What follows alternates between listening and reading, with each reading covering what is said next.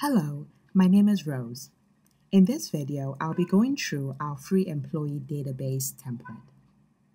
With this template, users will be able to store employee information, covering phone numbers, hire dates, job titles, and other employee-specific data. They'll also be able to store employee references and automatically generate multiple reports. Now the world is going digital. While companies will always have physical employee files, it's becoming more and more important to equally have an electronic copy of all employee data.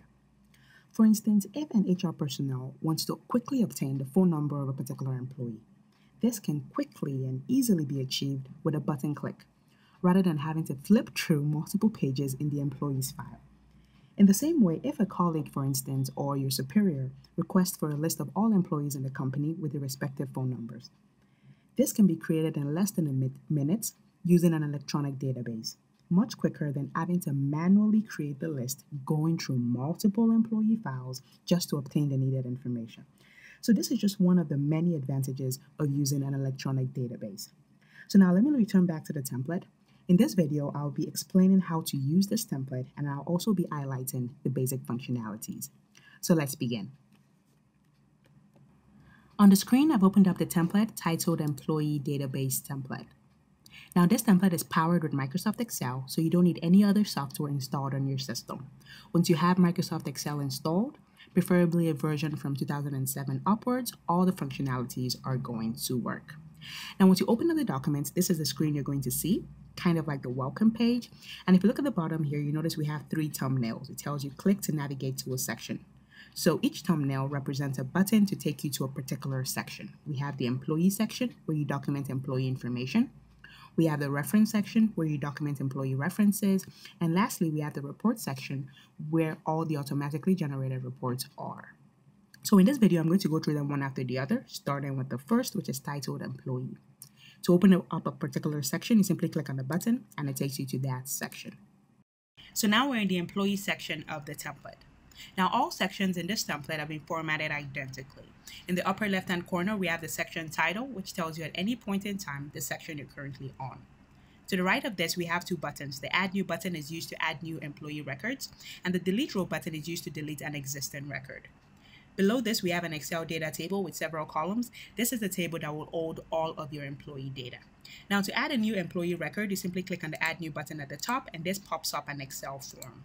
Now, Excel forms provide a user-friendly way of entering data to an Excel spreadsheet. So rather than entering the data randomly here, Excel, through the use of this form, provides a user-friendly way to supply values to this table in a form-like structure. So now my cursor, notice it's in the employee name section, so I can go ahead and type the employee name. Now, once you're done supplying the employee name, you can make use of the Tab key on your keyboard to move across fields. So to move to the next field, which in this case is the job title field, I can simply press the Tab key on my keyboard, and Excel will take me from this field here to the next field below. So now I can go ahead and supply the job title. Pressing the Tab key, I can supply the email address. The Tab key, I can supply the birth date. The Tab key, I supply the hire date. Now, by default, Excel is going to enter today's date as the hire date, assuming the employee was employed today. But in the event that's not the case, you can go ahead and manually tweak the values. So I can change the values here to the actual date that the employee was employed.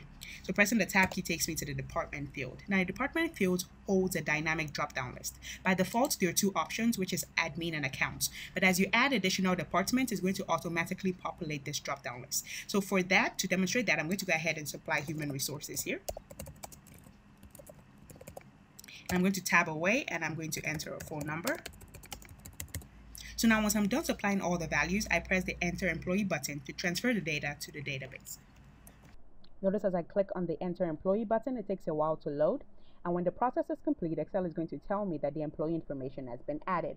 Once I click OK, you notice that now the first row is populated with all the attributes we entered, the name, the job title, and all the other fields. Now, to the extreme right of this table, the last column is the duration column, and this is a formula-generated column. It automatically calculates the length of service for any employee. Notice it says 3 years, 8 months, 21 days, so it tells us the length of service for this particular employee using the hire date and today's date. So as you add additional employees, Excel is going to automatically calculate the length of service in the last column. That way you can always know employees that are the longest serving employees, and you can always be able to do that analysis. Now, to add new employees, you simply repeat the process. You click the add new button and you supply all the values. In the event that for some reason you don't supply values and you simply click enter employee, Excel is going to refuse to accept the information, requiring you to supply all the fields that have been highlighted in red. This ensures your data quality and your data is always consistent. So you always have an employee name, a job title, hire date, department, and phone number. Now, if I click on the department drop-down list, you equally notice that a new entry has been added, human resources. So as I mentioned earlier, this drop-down list is dynamic. As you add a new department, it's going to automatically populate this drop-down list. So I'm going to go ahead and quickly supply values so I can demonstrate the deleting functionality in this section. So I've supplied all the values. I'm going to go ahead and click the enter employee button, and Excel is going to transfer the data to the data table. So it tells me the data has been added. Now, to delete a particular row, it's a two-step process. Notice that all employee records are added with a new row. So each employee record is represented on this table by a data row. So the first row represents Rose Random's data, and the second row represents John Williams' data. So if you want to delete a particular row, that is delete a particular employee record, you simply click on any cell in that row. Now, a cell is an individual field. So this is the employee name cell. This is the job title cell. So each row is made up of several cells. So if I want to delete, for instance, the John Williams row, I simply click on any cell in the John Williams row. So I can click on the job title cell or the hire date cell. It really doesn't matter. I just need to be currently on this row. And once you're on this row, on any cell, you simply click on the delete row button, and Excel is going to confirm, ask you for a confirmation. Are you sure you want to delete this employee? It's equally going to tell you the employee's name in case you're on the wrong row, John Williams. If this is the right employee, you go ahead and click yes. If it's not, you click no, and nothing happens as expected. So click delete row. If I click on yes, it's going to delete that particular row. So that's the summary of this section of the template. This is where you add all employee information using the add new and the delete row button. Now, to go back to the dashboard, I'm going to just click on the go to dashboard button at the top, and this will take me back to the welcome page. Now, we've completed the first section of the template. That's the employee section. So I'm just going to re-click on the thumbnail to take us back there. So we've entered only one employee, Rose Random. Now we're going to the references section. This is where you add references for a particular employee. So clicking on the thumbnail opens up the section. It works exactly the same way. The only difference is this section doesn't have a data entry form. So we enter data manually as we would in Excel by clicking on cells. So first of all, you need to select the employee you're adding references for. This is a drop-down list, and the drop-down list displays all employees in your database. Right now we have only one employee, and that's why only one employee is being displayed. So I'm going to go ahead and click Rose Random, make use of my tab key to move to the next field, and I'm going to supply the name of the reference. Using my tab key, I'm going to supply the phone number and then the address. So now I've successfully added one reference for Rose Random. To add another reference, you simply repeat the process. You click the add new button. Excel inserts a blank new row, and you repeat the process. You select the employee name, you enter the name of the reference, the phone number, and the address. So now I've successfully added two references for this employee. So that's how you use this section of the template. You simply click the add new button, it inserts a blank new row, then you supply values respectively. To delete an entry, you simply click on any cell in that row, click the delete button, it asks for a confirmation. Once you click on yes, that row will be deleted. So that's a summary of the references section. This is just where you associate references with employees. Now we go back to the dashboard using the go to dashboard button at the top, and this takes us back to the welcome page. So now we've gone through the first and the second section. We're going ahead to the third section, which is our employee report. So clicking on the thumbnail opens up that section. Now the reports dashboard has 5 thumbnails. That's 5 individual sections. The first section is where you document all departmental transfers.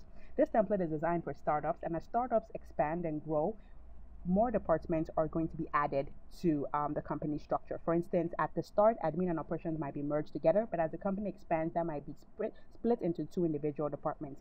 When that is done, employees will be transferred from one department to the other. So that will be documented here. The get employee information, this is used to extract an employee information. So if you quickly want to get the phone number, the email address, or the reference information, make use of this section.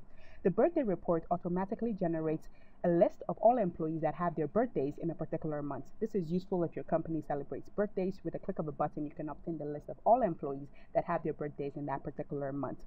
The fourth report works with the first report. It just generates a report showing for a particular employee the list of all their departmental transfers. And the last report, which is the most important report, enables you create custom reports. So for instance, you can be able to create a report showing all employees with just their phone number or all employees with just their birthdays. So you can create custom reports. Now, before I go through this report, I'm going to pause the video and I'm going to add additional employees because we can only appreciate the reports when we have ample data. So I'm going to pause the video, add additional employees and references, then come back and go through the 5 reports. Now, I've added additional employees to the employee section. And if we look on the data table, the last column, that's the duration column, you notice that Excel has automatically calculated the length of service for each employee. And at a glance, we can see that these 2 employees, that's Sandra and Olatunji, have the longest service with the organization. So they're the 2 longest serving employees. Now, next I'm going to demonstrate how to transfer or how to document a departmental transfer. I'm going to use employee Adams as the sample. Let's assume that she's been transferred from the admin department to the operations department. So she's currently in the admin department. To document that transfer, I need to go to my reports. So opening up my reports, the first report is where you enter employee departmental transfers. It works exactly the same way. The first step is to select the employee that you're transferring. Notice it displays all the employees. I'm going to go ahead and select the MSC. Next, you indicate the department she's going to. Now, right now, operations is not on our list, so we go ahead and type it. Pressing the tab key on my keyboard, then you indicate the date she starts. This transfer is effective from. So if it's effective from today, you enter today's date. So let's assume it's effective from the 1st of this year. That's the 1st of January 2017. And so Excel tells us that this employee till to date has been in this department for 9 months and 21 days. So that's how you document a transfer. Now, Excel has it on record that she started out in the admin department, but is now in the operations department. Now, if for some reason she's retransferred again, so I click the Add New button to insert a new row. All I need to do is to reselect the employee's name. I indicate the new department she's transferred to. So let's say she's transferred to Quality Control.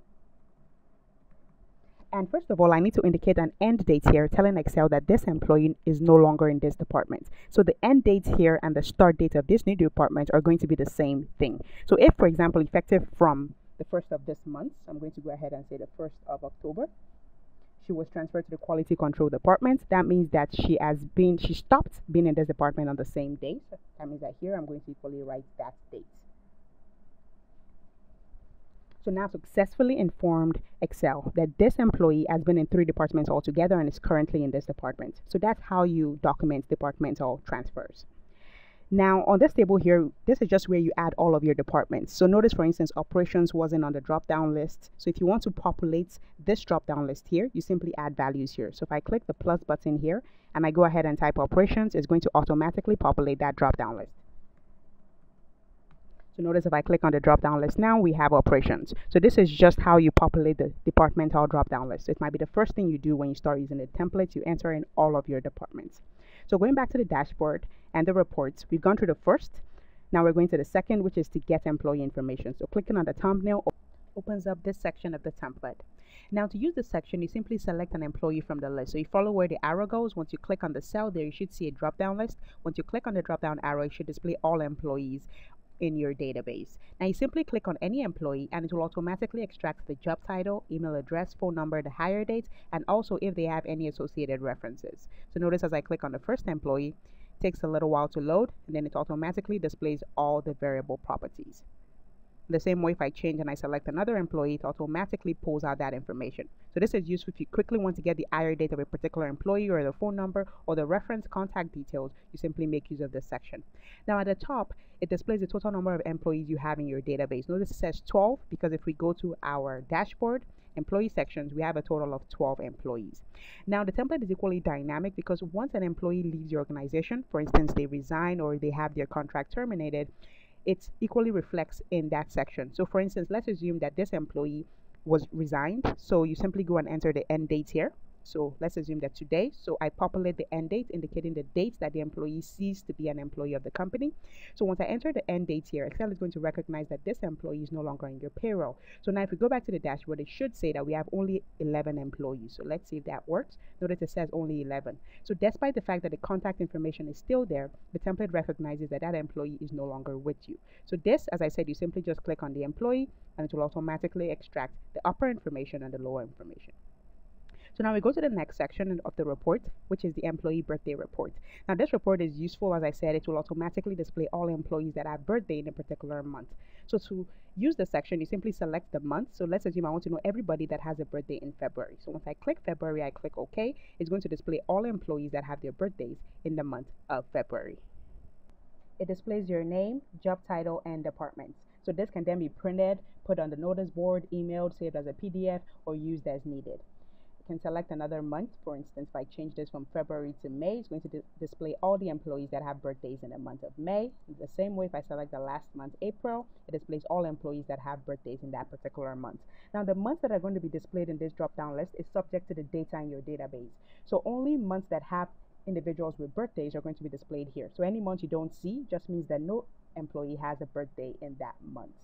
Now, all reports have been set to print on the two most common paper types. That's the A4 paper and the letter paper. So if I go to my print preview, you notice that the margins have been set. So all reports can print on A4 and letter paper types. So now we go to the next report. That's the fourth report, which is our department transfer report. So this report just enables you to select a particular employee. So notice it says select employee. Once you select the employee, so there's only one employee right now that we documented departmental transfers, the MEC, we're going to use her. Once you click generate report at the top, it's going to display the history of departmental transfers. So notice it says admin, the start date, operations, the start date, and quality control. So it pretty much displays the trail of departmental transfers for any selected employee. Now the last report is the custom report, and this is actually the most flexible report as it enables you to determine how you want your data table to be. So notice we have 5 arrows at the top here. These 5 arrows create a provision where you can select 5 attributes. For instance, if you want to create a table with only 2 columns, the first column by default is always the employee name. Now if you want to add another column, for instance, your phone number, you simply select the property here, phone. Once you click generate report, it's going to create a table with 2 columns. That's all the employees in the database with their respective phone numbers.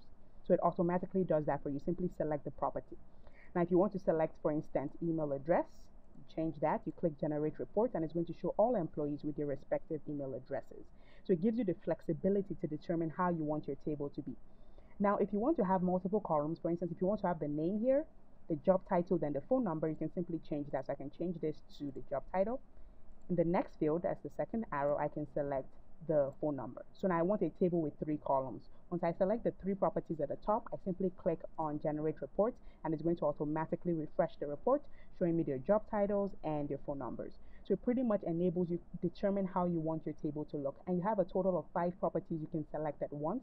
So I can go ahead and select 3 additional properties. I can select departments, I can select their birthdays, and then I can select their duration with the organization.